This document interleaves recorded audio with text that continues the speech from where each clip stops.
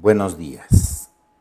Hoy, miércoles 6 de octubre del 2021, damos inicio a una nueva sesión general del Hospital Regional de Alta Especialidad de Iztapaluca.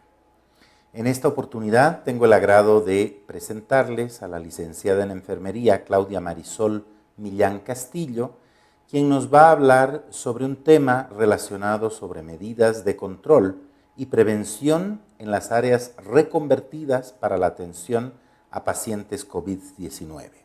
Licenciada Millán, la escuchamos. Muy bien, bueno, pues el tema, como ya lo mencionaron, medidas de control y prevención de las áreas reconvertidas para atención a pacientes COVID. Si bien es cierto que ya llevamos más de un año trabajando sobre este tema, pues todos los días vamos aumentando el conocimiento y todas estas medidas de control y prevención no es irnos a algo meramente nuevo, innovador o descubrir el hilo negro, como a veces se dice, sino más bien es reforzar todas aquellas medidas que son base para evitar contagios, no solamente entre el personal, sino además entre familia, entre pacientes que atendemos. A más de un año es un hecho que hoy por hoy se tiene más experiencia relacionada a la pandemia. Al inicio hablábamos de que cada hospital, cada institución estableció sus propios protocolos con la infraestructura, con los recursos físicos y con los recursos materiales que tenía. Hoy se tiene más conocimiento, hoy vamos analizando y evaluando qué de esos protocolos sí fueron funcionales y cuáles no, y pues redirigiendo siempre cada una de estas actividades.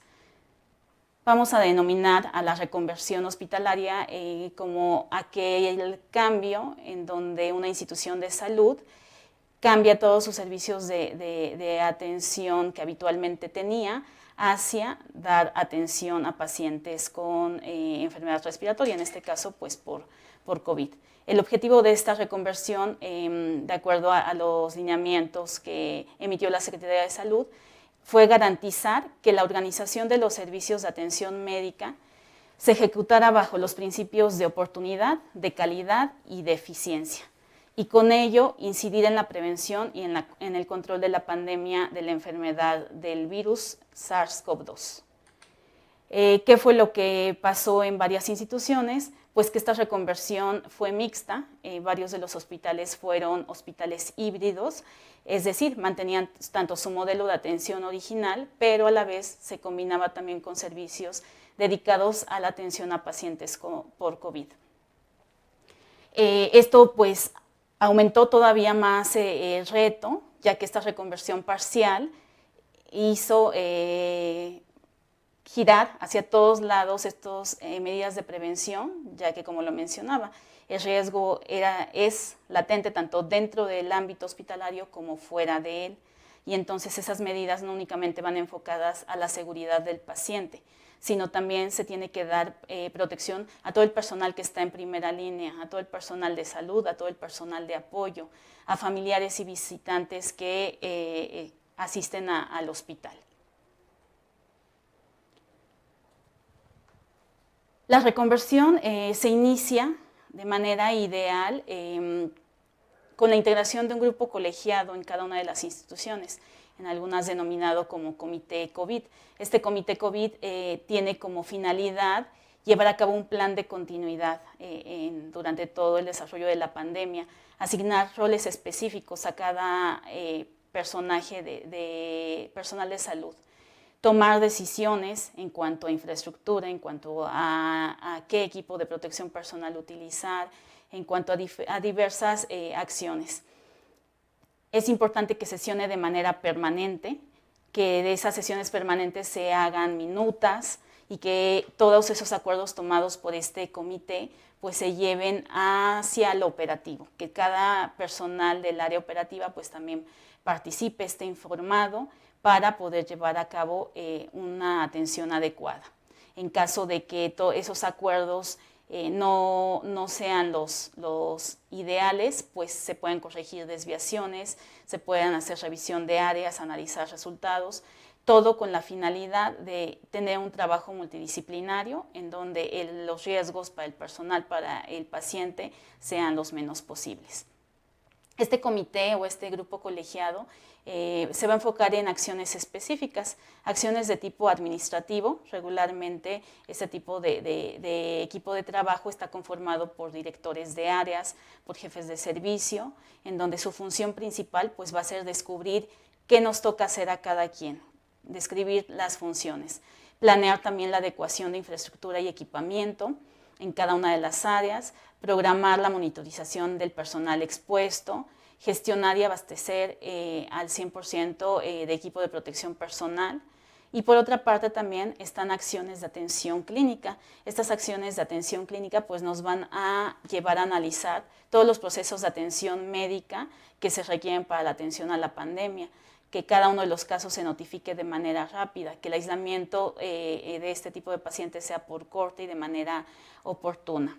En estos grupos pues deben de integrarse, como ya les decía, además de áreas directivas, responsables de servicio, pues también personal del área operativa. Es un hecho que nadie sabe más el manejo y funcionamiento de un hospital que el área que aplica todos estos procesos de atención, que en este caso pues es el personal operativo. Entonces siempre tiene que haber esa retroalimentación, tanto de la parte directiva como del área operativa, para saber si cada uno de los protocolos, cada una de las situaciones propuestas es viable, es funcional, es práctica para la atención del paciente. Va a haber medidas generales de prevención y control que involucran pues, a todo el personal. Entre las primeras que se llevan a cabo, pues el tener puertas de acceso con circuitos de entrada y de salida diferentes, separación física de áreas COVID y no COVID, con señalamientos específicos. Aquí, por ejemplo, también, como estamos en un hospital mixto, en un hospital híbrido, no se dejó de dar atención a otros servicios, principalmente la atención a pacientes graves. Tenemos pacientes hemato-oncológicos, embarazos de alto riesgo. Entonces, en ese caso también lo que se estableció aquí como una medida general fue el traslado del paciente. Cada que hay movimiento de un paciente COVID se vocea un código que se denominó código cristal, en donde se anuncia que va a haber movimiento de paciente COVID de un área a otra. Esto con la finalidad, por una parte, de que, primero, de que no haya cruce de un paciente COVID con otro no COVID. Hay elevadores específicos en donde se lleva a cabo el traslado. Y el otro objetivo de por qué se vocea el código es también para que se reúna todo el equipo que participa en la movilidad de estos pacientes. Primero, el médico o enfermera que participa en el traslado para vigilar la atención del paciente. Por otro lado, el camillero que participa con la movilidad. Y finalmente, pero no menos importante, el personal de limpieza, mismo que va desinfectando superficies de alto contacto, desinfecta elevador, para llevar a cabo un traslado seguro del paciente, seguro para él y seguro para los demás pacientes. Entonces, esa es otra medida general de prevención y control. Deben de haber marcadas rutas específicas para manejo de RPBI y desechos de áreas COVID. Es un hecho que con el aumento en el uso del equipo de protección personal, estas áreas deben de estar bien establecidas, deben de estar sanitizadas también de manera adecuada, y se debe de prever también el hecho de la empresa que transporte para su disposición final, dado que si de por sí a nivel de días se generan toneladas de RPBI, con el uso de la pandemia, uso de cubrebocas, batas desechables, gorro o bota, pues se duplica la generación de este tipo de residuos. Entonces también es otro aspecto importante y de prevención para el manejo de RPBI. El control y optimización de la entrega de equipo de protección personal en todos los turnos y, por supuesto, siempre priorizando a las áreas de mayor exposición. Lo que les decía, continuidad en la atención de pacientes graves, hemato-oncológicos y embarazo de alto riesgo, porque pues desafortunadamente la pandemia está, llevamos más de un año con ella, pero desafortunadamente pues también hay repercusión a otros pacientes con otro tipo de patologías crónicas, con otro tipo de patologías oncológicas, y pues no podemos dejar fuera también la atención hacia ese tipo de pacientes. Entonces también dentro de las medidas de prevención y control está dar continuidad en la medida de lo posible a este tipo de pacientes. Reforzar siempre con información visual, con información en trípticos, con señalamientos, carteles, va a ser de gran medida para que todos estemos informados de cuáles son las rutas, de cuáles son las medidas a las cuales debemos de apegarnos. Ya en lo relacionado, las acciones que se enfocan a prevenir y controlar contagios en el personal van encaminadas en varios aspectos. Aquí lo que nos movió primero fue de qué manera cuidar a nuestro equipo, a nuestro personal de salud, para evitar que se contagiaran. Ajá. Lo ideal pues es obviamente que el personal de salud pues permanezca lo más saludable posible para poder brindar la proporción de atención de acuerdo a la magnitud de la pandemia que vivimos, que estamos viviendo. Entonces, pues sí, en lo que nos enfocamos, en lo que se enfocó como tal las autoridades del hospital fue a dar esa seguridad, a garantizar que se minimizaran todos los riesgos en la medida de lo posible hacia el personal. Entonces, una de las primeras acciones fue hacer el filtro al ingreso de los compañeros en cada uno de los turnos. Se estableció equipos conformados por compañeros de áreas que en su momento pues no tenían como tal actividades. Por ejemplo, hablando de servicios de maxilofacial, servicios de rehabilitación, audiología, que en ese momento no tenían acciones específicas dado que se había suspendido su actividad. Se conformó un equipo y al ingreso de cada turno de los compañeros se realizó un filtro en donde se revisó temperatura, filtro en donde, de acuerdo a la definición operacional, se evaluaba que los compañeros no tuvieran ningún dato sugestivo de enfermedad respiratoria. Si era así, si tenían algún dato de enfermedad respiratoria, se les enviaba a un consultorio médico de monitorización, en donde de igual manera un médico daba su valoración y en base a ello pues ya determinaba si era más sugestivo o caso probable de COVID. Si así era, pues entonces se enviaba al laboratorio molecular para toma de PCR y posteriormente pues ya a los servicios médicos como tal que tenemos asignados. Una vez que los compañeros eran positivos, pues también se les daba seguimiento telefónico para saber cuál era su estado de salud, si ya tenían como tal un tratamiento, se les daba seguimiento como tal. Y una vez que pasaba los días de riesgo, 14 días, 21 días, de acuerdo a la severidad de los síntomas, pues ya venía la reincorporación a labores, en donde nuevamente volvíamos a reforzar todas las medidas de prevención que debíamos de tener dentro del hospital antes de reincorporarse. Uso adecuado del equipo de protección personal y entonces ahora sí. Ajá. Entonces, esta fue una de las primeras medidas de atención o de prevención dirigidas hacia el personal de salud. La siguiente, que también fue muy importante, fue la selección del equipo de protección personal. En este caso, pues todos tuvimos la experiencia, los medios de comunicación son tan abiertos que podíamos ver qué equipo de protección estaban ocupando en China, en España, en Italia, y la gran diversidad que había de este equipo de protección personal, aún a nivel nacional. Y pues eso generó mucha controversia, generó mucha inquietud por parte del personal, que pues yo creo que fue algo generalizado, la incertidumbre, el miedo de si la bata, si el uniforme quirúrgico era suficiente para darnos una protección adecuada. Entonces, a nivel de este hospital lo que hicimos fue revisar diferentes bibliografías y bueno, la selección del equipo se hizo en base a las experiencias que ya se tenían anteriormente de virus similares. Por ejemplo, en el año 2003, la aparición del virus del SARS-CoV-1, o en Arabia Saudita en el año 2012, otro tipo de coronavirus, igual el MERS-CoV. Entonces, el mecanismo de transmisión, pues sabemos que finalmente es a través de las gotitas de flush que se emiten, que puede ser únicamente por gota o por la generación de aerosoles. Entonces, en base a eso, se fundamentó el por qué el equipo de protección personal iba a ser únicamente uniforme quirúrgico completo e institucional. Iban a ser bata, si va a ser gorro, y va a ser la protección facial completa, que consta de un cubrebocas de alta eficiencia, de gogles, de careta, y que para la atención del paciente pues se sumaba además el uso de bata y el uso de guantes. Entonces ese fue el equipo de protección personal que se utilizó desde el inicio de la pandemia, desde que recibimos al primer paciente hasta hoy, a más de 1 año y medio. Entonces ese es el equipo de protección que se seleccionó.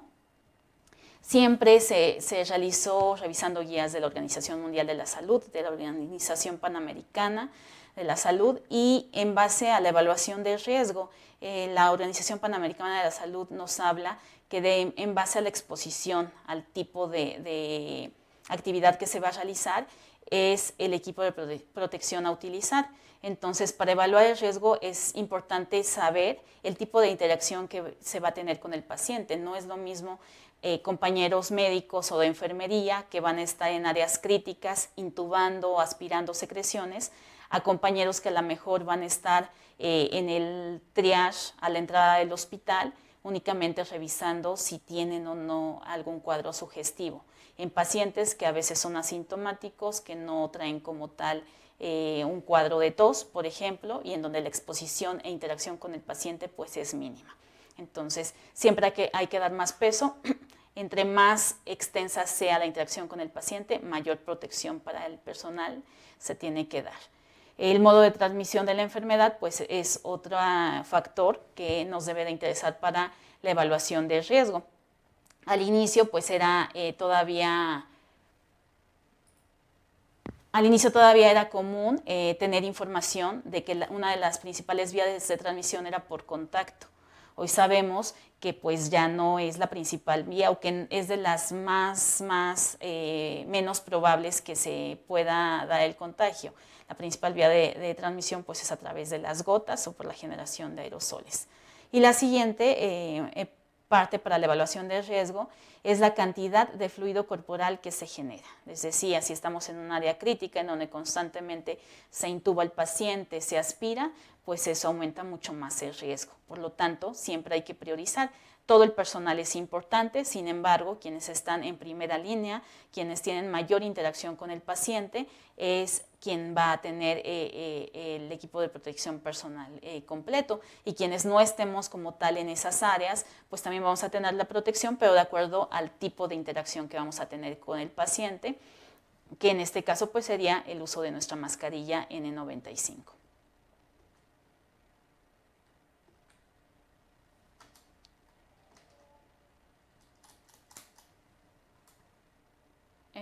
Permítanme, no me deja pasarla. Ya no me deja pasar. Ah, ya. Listo.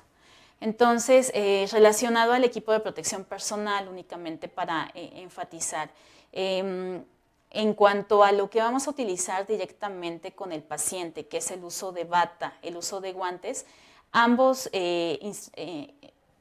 ambos equipos no es necesario que sean estériles. Sabemos que el objetivo de estos es la protección nuestra como personal de salud. Entonces no es necesario que sea material estéril, sin embargo sí va a tener características específicas. Por ejemplo, en el caso de la bata, pues es importante que sea una bata de manga larga, que sea impermeable, que nos proteja idealmente por debajo de la rodilla, y la vamos a utilizar en procedimientos que originen salpicadura de sangre, fluidos corporales, secreciones o excreciones. La bata tiene que ser retirada lo antes posible y realizar siempre higiene de manos para evitar la transmisión de microorganismos a otros pacientes y al medio.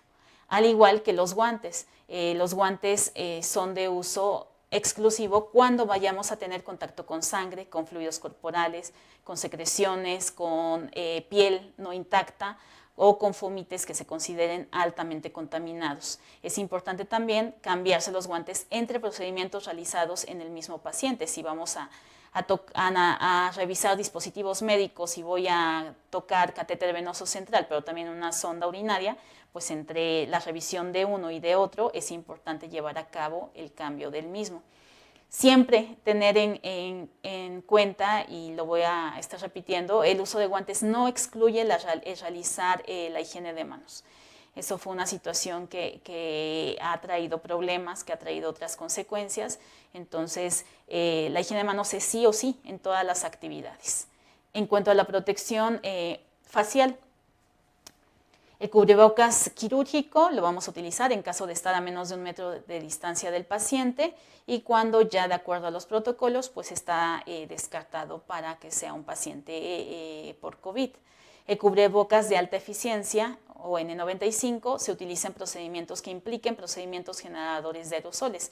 Si se va a intubar al paciente, si se va a aspirar, si se le va a realizar una broncoscopía o cualquier otro procedimiento que implique generar aerosoles, pues sí es obligado el uso de este equipo de protección personal que debe de tener las características adecuadas, que debemos de verificar en él el sellado correcto y que debemos de permanecer con él durante todo el tiempo que estemos en la atención al paciente. La mascarilla y protección ocular durante procedimientos que originen salpicaduras de sangre, fluidos corporales, secreciones y excreciones. Aquí les hicimos mucho énfasis en que es importante que esta protección facial se mantenga la mayor parte del tiempo que estén en la atención al paciente, con la finalidad de no estar manipulando. Entre menos manipulación haya, es mejor, porque en una situación en la que de urgencia no tenemos colocado gogles, no tenemos colocado el cubrebocas y el paciente requiere una atención inmediata, podemos omitir momentos de higiene de manos, podemos medio ajustar el equipo y ponernos en riesgo. Entonces sí es bien importante que el equipo de protección permanezca la mayor parte del tiempo que estemos en atención al paciente. Ahí pues cada servicio, cada institución seguramente ideó sus propias estrategias de entrar de manera escalonada, de a lo mejor ingresar un grupo primero, otro después, o de hacer un inter para tener periodos de descanso también y de poder retirarse el equipo de protección, de poder hidratarse. Pero estos aspectos sí son meramente importantes para evitar riesgos en el personal de salud. La forma en cómo se trabajó en cuanto a la capacitación se inició por medio de la formación de un equipo de capacitador que también involucró a todas las áreas que iban a liderar la atención a estos pacientes, participando así servicios de calidad, epidemiología, área médica y de enfermería, de infectología, medicina interna, urgencias y unidades de cuidados intensivos. Entonces, todo ese equipo fue el equipo capacitador mismo que llevamos a cabo pues diferentes ejercicios de simulación para poder capacitar a todo el resto del personal. Era importante que todo el equipo manejáramos exactamente la misma información, que todos, independientemente del turno al que capacitáramos, diéramos la misma información, supiéramos de qué manera nos íbamos a colocar el equipo de protección personal, de qué manera nos los íbamos a retirar. Entonces esos acuerdos son bien importantes para no entrar en controversia, ya que se capacita al resto del personal. Y bueno, ya para proporcionar la información a todo el hospital, porque fueron más de 1,500 personas capacitadas entre personal de nuevo ingreso y el personal que ya estaba de base en el servicio, pues se llevaron a cabo talleres, se llevaron a cabo diferentes dinámicas de manera tal que el personal identificara la importancia del buen uso del equipo de protección personal y la importancia de técnicas tan sencillas, pero que son las que hacen la diferencia, como la higiene de manos. En estas imágenes que pueden observar, pues algunos todavía nos observábamos sin cubrebocas, porque de hecho empezamos las capacitaciones desde finales del mes de febrero, en donde todavía pues aparentemente todo estaba bajo control, pero ya habíamos empezado con capacitaciones. Diferentes elementos escritos también reforzaron esta parte del uso adecuado del equipo de protección personal. Se hicieron carteles, se hicieron listas de verificación, diferentes infografías que fueron pegadas en todos los servicios que se iban a aperturar para atención a COVID, con la finalidad de que no hubiera dudas. Había monitoreo continuo, si a lo mejor a alguien le faltaba reforzar, pues además de la capacitación que se daba a nivel global, pues in situ también se asistía, se aclaraba dudas. Al final, pues parte muy relevante del uso del equipo de protección personal es que este sea cómodo, que dé una protección efectiva y que también a nivel de la dirección se garantice el abasto suficiente. Podemos utilizar un equipo al inicio muy sofisticado, el overol o traje Tyvek, sin embargo es un elemento más costoso que al momento de retiro también aumenta más el riesgo, dado que si no se quita de manera adecuada, pues puede ocasionar mayor exposición hacia el personal. Entonces, lo ideal es tener este equipo que sea suficiente para el personal que realmente va a estar expuesto. Y pues ha sido buena la estrategia, lo considero así, dado que sí, hemos tenido un alto porcentaje de de personal contagiado, sin embargo, la mayoría con un estado de leve a moderado. Nada que lamentar, el equipo siempre se ha tenido, siempre se ha otorgado y pues el personal siempre ha estado protegido. Además de esto que fue de manera inicial, pues también se refuerza de manera continua el apego al uso del equipo de protección personal. Se han generado campañas de no bajes la guardia, en campañas específicas de higiene de manos, siempre tomando cualquier fecha como pretexto. Si es el 15 de octubre, pues el Día Mundial del Lavado de Manos, dirigiendo y reforzando hacia el personal de salud. Si es el 5 de mayo, de igual manera, invitando y fomentando al personal para que participe de manera integrada con nosotros en diferentes campañas de higiene de manos. Entonces, es importante esto para mantener acciones preventivas y para generar en todo el personal esa cultura de seguridad que va dirigida no solamente al mismo paciente, sino también a ellos como personal de salud. Otra de las acciones y medidas en las que se estuvo trabajando para prevenir riesgos en el personal de salud fue el caso de los accidentes por exposición. Sí pudimos notar que hubo un aumento considerable en el número de casos por exposición. Aquí podemos ver en años anteriores el número de casos de accidentes que se habían tenido. En el 2020 se tuvo el mayor número de accidentes por exposición. Dentro de estos, el accidente que con más frecuencia ocurrió fue punción. Se identificó que parte de los riesgos por los que ocurrían este tipo de accidentes, pues era porque el personal, una, seguía reencapuchando, otra, porque no desechaba de manera inmediata en los contenedores de RPBI. Y también tuvo mucha influencia el hecho del gran número de personal de nuevo ingreso que se tuvo, en donde pues muchos de ellos muy jóvenes, recién egresados, todavía con mucho nervio para la atención al paciente y además pues el uso del equipo de protección personal al 100% protegidos de cabeza a pies, que pues también influía como tal en la atención adecuada y en varias ocasiones el desenlace fue pues un accidente por exposición. Entonces también en este aspecto, como medida de prevención, reforzar todas las medidas para evitar accidentes por exposición. Recordar siempre que aunque ya no está tan vigente nuestra norma 087, pues sí nos especifica ahí que los contenedores deben de no rebasar el 80%, que es importante que se mantengan libres para poder desechar adecuadamente los residuos,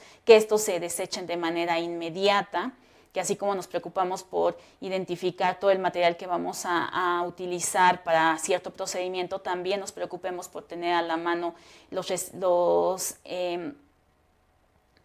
recipientes en donde vamos a desechar para evitar riesgos, porque pues está en juego la salud del personal en general. Entonces sí es importante también en esta parte no soltar, hacer de manera continua, reforzamientos por medio de material visual, por medio de capacitaciones in situ, de monitoreo, cómo se está llevando a cabo la separación y el manejo de residuos de tipo hospitalario.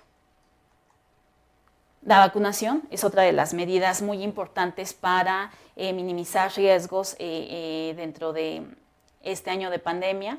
Se llevó a cabo nuevamente la capacitación contra influenza. Este año tuvo que ser con una estrategia de aplicación diferente, en donde fuera más escalonada la concentración de compañeros, pero eso sí, que la cobertura fuera a todos los turnos, a todo el personal. Entonces, esta es otra de las medidas muy importantes para prevenir riesgos dirigidos al personal de salud. En cuanto a las medidas de control y prevención en pacientes, pues aquí tenemos que debemos tanto de intentar controlar y prevenir lo propio de la pandemia, pero también no puede parar la vigilancia epidemiológica de las infecciones asociadas a la atención a la salud. Esa parte, pues en los primeros meses sí causó un cierto subregistro, dado que toda la atención, todo el esfuerzo estaba concentrado en justamente verificar esta parte de la reconversión, que todos los procedimientos, los protocolos funcionaran, que fueran adecuados, pero sí se dejó un poquito la vigilancia epidemiológica de las infecciones. Ya en unos meses adelante pues tuvimos nuevamente que retomar, porque es un tema que no se puede dejar de lado y que, bueno, hay estrategias que no se pueden desaparecer, que deben de estar siempre y ser una constante en la epidemiología hospitalaria. Entre ellas, para la prevención y control de infecciones, pues sabemos del apego a higiene de manos, el apego a precauciones basadas en la transmisión, el tener bien establecidas políticas de reuso y esterilización, políticas de limpieza y de desinfección, lo que acabamos de mencionar relacionado al manejo adecuado de residuos hospitalarios o de RPBI, dar siempre seguimiento a agua segura dentro del hospital, revisar niveles de cloro, análisis microbiológicos de manera frecuente y siempre pedir reportes. En cuanto a higiene de manos, es el momento, o fue el momento, a partir de la pandemia, justamente de aprovechar y de recalcar en el personal, de recalcar en la población, que esta técnica, que es tan sencilla, tan poco costosa, es una de las más eficientes para evitar contagios. Y nos vamos a referir a la higiene de manos en un término general, que aplica tanto para el lavado de manos con agua y jabón como el frotado de manos con cualquier solución antiséptica, que puede estar hecha a base de clorhexidina, que puede estar hecha a base de alcohol. Ambas, recordar siempre, todos como personal de salud, que cualquiera de las dos es igualmente efectiva. Algunas tienen algunas ventajas, algunas desventajas. En el caso del lavado de manos, pues su mecanismo de acción va a ser la eliminación de microorganismos por arrastre. En el caso de las soluciones antisépticas, va a eliminar microorganismos por el efecto microbiocida del antiséptico. La Organización Mundial de la Salud, pues, adecuando este tipo de técnicas para todos los países, aun aquellos que están en vías de desarrollo, pues ve como una oportunidad aumentar el uso de soluciones alcoholadas, dado que es más fácil que se pueda adquirir, no es tan costosa la solución alcoholada. De hecho, en alguno de los manuales de la Organización Mundial de la Salud pues viene la fórmula como tal para poder llevar a cabo la elaboración interna de alcohol gel. Entonces, la OMS está a favor de que la higiene de manos se lleve a cabo con soluciones alcoholadas, ya que es más fácil tener en cada punto de atención nuestra solución alcoholada y llevar a cabo nuestra higiene de manos. Les decía, cualquiera de las dos es igualmente efectiva. En el caso de soluciones alcoholadas, pues la eliminación de microorganismos empieza a partir de 10 segundos de iniciada nuestra técnica, por eso es importante cumplir con los tiempos establecidos. En el caso de lavado de manos, la eliminación de microorganismos empieza a partir de los 15 segundos, pero de igual manera es efectiva y va a haber acciones específicas en donde debamos de realizar una y en donde debamos de realizar otra. Por ejemplo, el lavado de manos, pues lo vamos a llevar a cabo cuando nuestras manos estén visiblemente sucias, lo vamos a llevar a cabo cuando tengamos a un paciente que se encuentra aislado por Clostridioides difficile, en donde el tipo de esporas que genera ese microorganismo, pues no se elimina tan fácil con soluciones alcoholadas, sí, al contrario, por el arrastre mecánico que hacemos al momento de realizar el lavado. En cuanto a los antisépticos, pues vamos a encontrar una gran gama de antisépticos y de laboratorios que nos van a ofrecer y ofertar este tipo de soluciones. Es importante siempre ir a la revisión bibliográfica para seleccionar cuál de estos son los más recomendables. La Organización Mundial de la Salud, en una de sus guías emitidas desde el 2009, pues nos habla que el antiséptico por excelencia para higiene de manos pues van a ser las soluciones alcoholadas. Ya que el espectro de acción que tienen en cuanto a las bacterias es muy bueno para bacterias gram positivas, para bacterias gram negativas, para virus envueltos y no envueltos, para micobacterias, para hongos, y para lo que no va a ser tan efectivo es para esporas. Por eso les hablaba del caso de Clostridioides difficile, que tiene que ser agua y jabón, y que en cuanto a desinfectantes, lo efectivo pues va a ser el uso de cloro. La clorhexidina también muestra un espectro de acción adecuado, aunque sí podemos ver, como podemos ver en la tabla, un tanto menor en bacterias gram negativas y en virus. Entonces, el antiséptico de excelencia pues va a ser el alcohol. En cuanto a la concentración adecuada de este tipo de antiséptico, de alcohol, tiene que ser de 60 a 70%. Su mecanismo o la rapidez con que actúa va a ser de manera rápida, así como lo comenzamos a utilizar. Empieza con eliminación de microorganismos, les decía, a partir de los 10 segundos, la acción del alcohol gel se empieza a hacer notoria. Una de las desventajas pues, es que no tiene actividad residual, en contraste con el uso de clorhexidina, en donde hay una actividad residual. Sin embargo, el uso de clorhexidina pues sí resulta un tanto más costoso para llevar a cabo la higiene de manos, y bueno, finalmente, aunque la clorhexidina tenga acción o actividad residual, aún así nuestros 5 momentos deben de estar siempre presentes.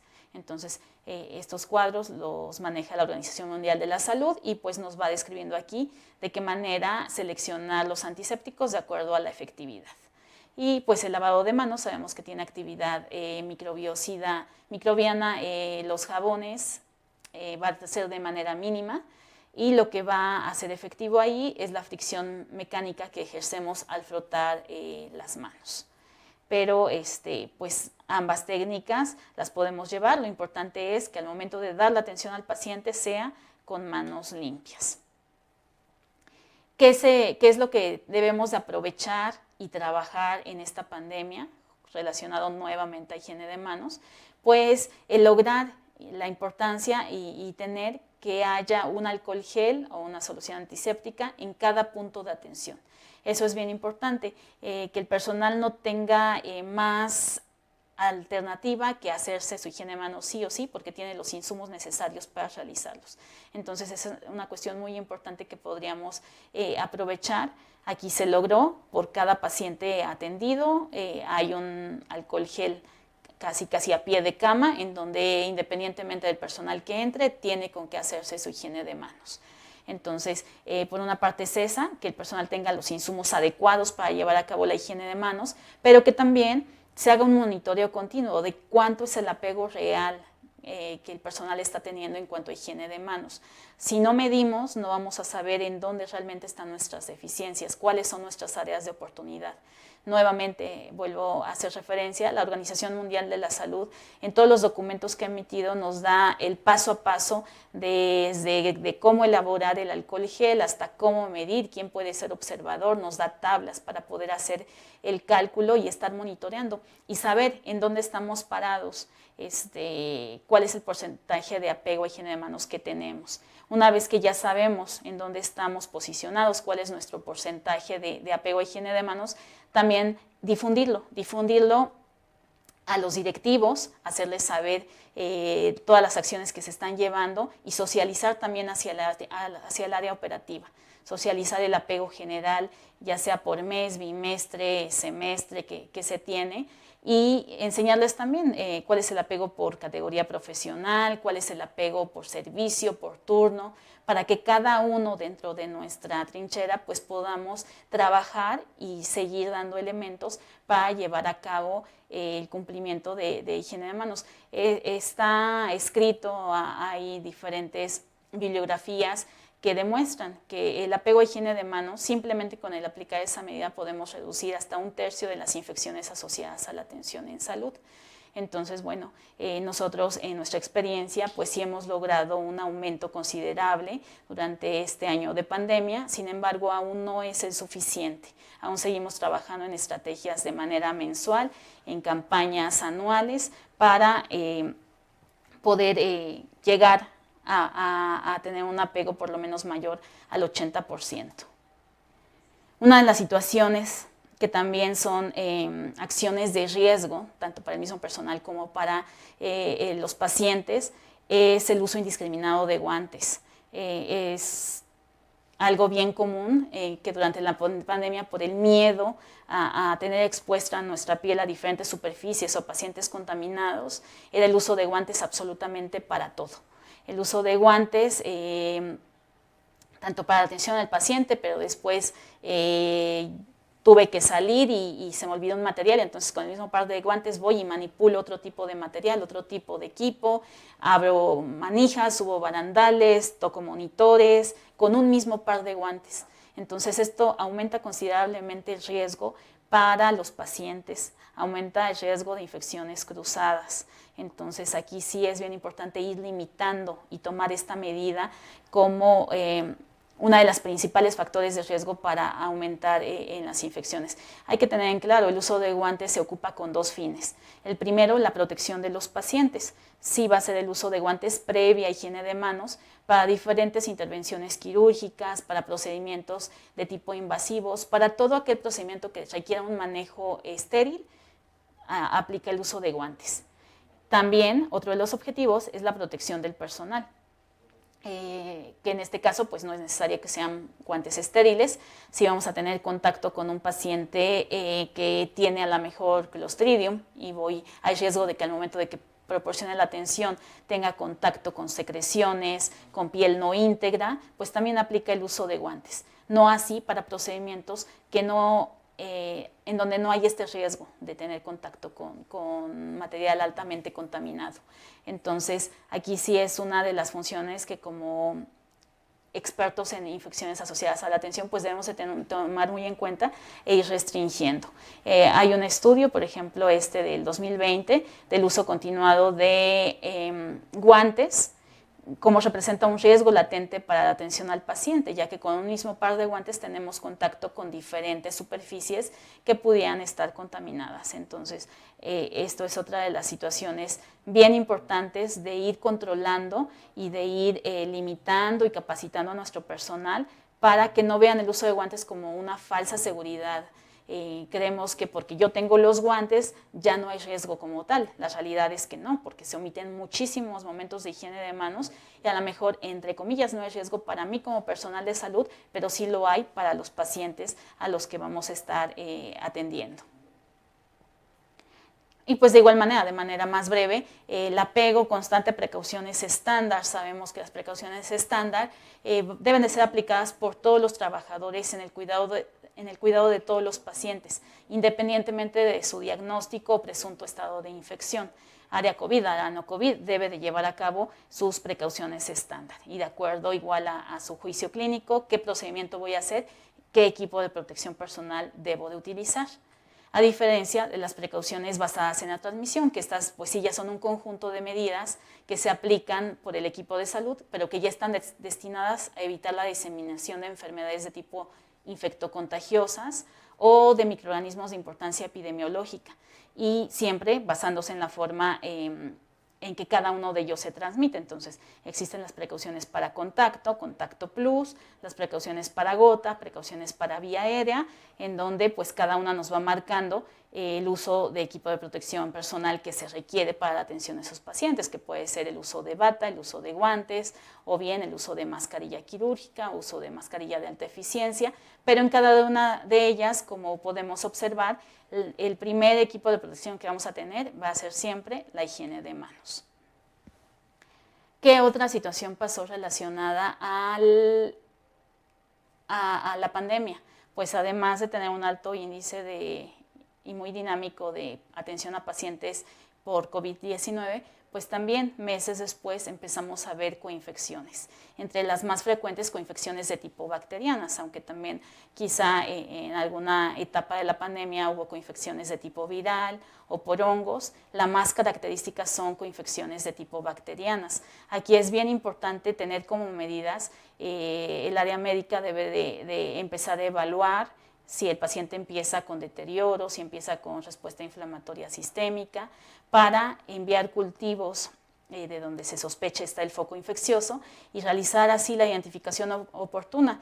Se ha visto dentro de esta experiencia que las bacterias escape ocupan un primer lugar en aparición. Casos de Acinetobacter, de Klebsiella, casos de Pseudomonas son los que están coinfectando a los pacientes. Entonces sí es bien importante, dentro de las medidas de prevención y control, identificar de forma oportuna, ya que tenemos identificado a nuestro paciente que está con algún tipo de infección por ese tipo de bacterias, iniciar un aislamiento. Si es más de un paciente, pues un aislamiento por corte, en donde separemos los pacientes que únicamente tienen COVID de los que tienen algún otro tipo de coinfección.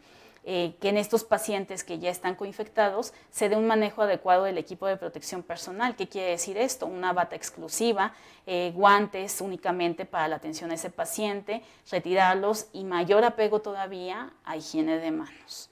Otra de las medidas igual de control pues va enfocado a la limpieza y desinfección de áreas físicas. Es súper importante tener en cuenta la desinfección, involucrar, capacitar al personal que apoya en esta parte de limpieza, principalmente en la desinfección de superficies de alto contacto. Aclarar con ellos la importancia de que previo a la desinfección pues viene un proceso de limpieza en donde primero tengo que retirar perfectamente toda la materia orgánica del entorno del paciente, de la cama, para posteriormente iniciar con un proceso de desinfección. Hacer énfasis en el personal de salud, personal médico, técnicos, personal de enfermería. ¿A qué nos referimos con las superficies de alto contacto? Dentro del monitoreo que se ha realizado en higiene de manos, uno de los puntos en donde más se omite es al momento después del contacto con el entorno. Entonces creemos que pues no toqué al paciente, pero toqué el barandal, moví la bomba de infusión, ajusté el monitor, no requiero higiene de manos porque no toqué al paciente. Y no, al contrario, o sea, son superficies que comúnmente todos tocamos y que si nos vamos a un porcentaje de apego del 40%, por cada 10 personas que toquen ese monitor, 6 no se lavaron las manos. Entonces es bien importante sensibilizar al personal en ese aspecto, porque eso es lo que nos va a ayudar a controlar situaciones de brotes dentro de las áreas de atención a paciente COVID. Y bueno, les decía, la atención o la vigilancia epidemiológica activa no debe de parar, tiene que ser un continuo con pandemia o sin pandemia, y para esto pues siempre enfocarnos en los paquetes de acción para prevenir este tipo de infecciones. Hay acciones generales que también ya en otra diapositiva mostraba, como son el control de la calidad del agua, el uso racional de antibióticos, tener bien establecidas políticas de reuso y esterilización, políticas para el uso de antisépticos, por supuesto, nuevamente, la estrategia de higiene de manos. Todas estas nos van a dar como tal una estrategia horizontal. ¿Qué quiere decir esto? Que van a ser efectivas para minimizar el riesgo de cualquier tipo de infección asociada a la atención a la salud.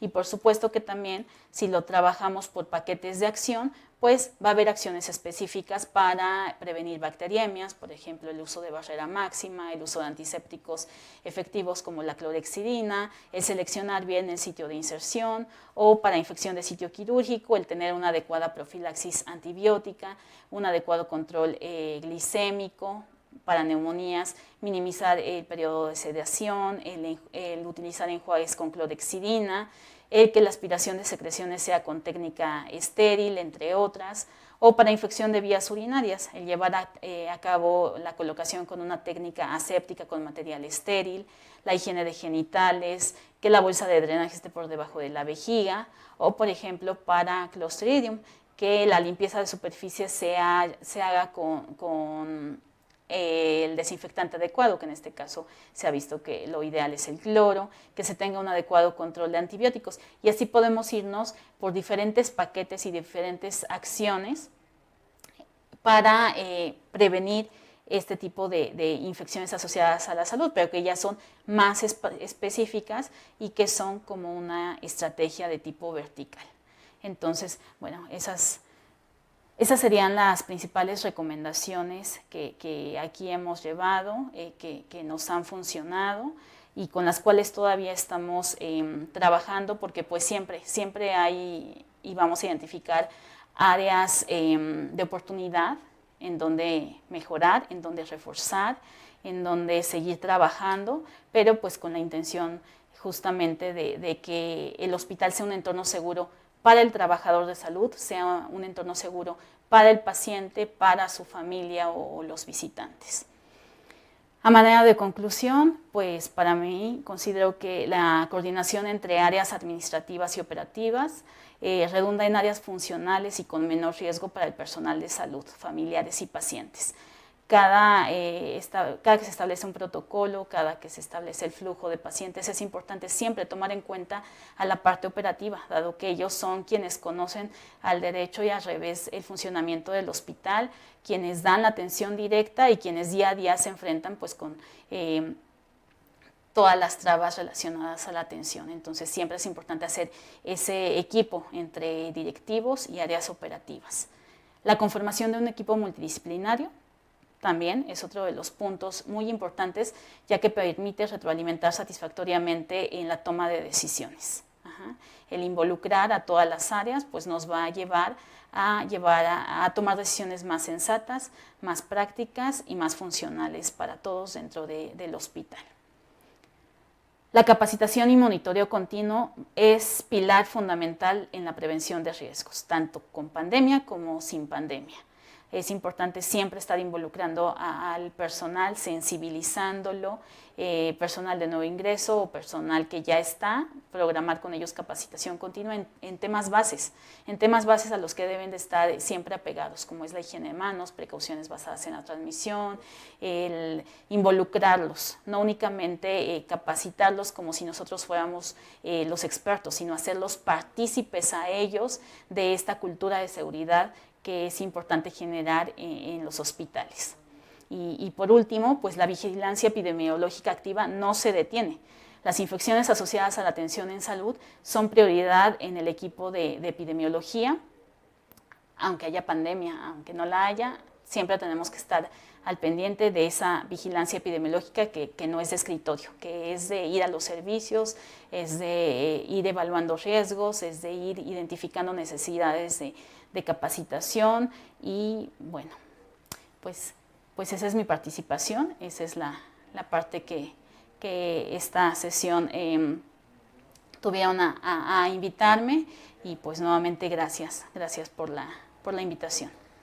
Agradecemos la gentil participación de la licenciada Claudia Marisol Millán Castillo. Le damos una constancia de su participación en esta sesión y a todos los que nos escuchan y nos siguen todos los miércoles en estas sesiones generales del Hospital Regional de Alta Especialidad de Iztapaluca, los invitamos a sintonizarnos la próxima semana por esta misma vía. Que tengan un buen día.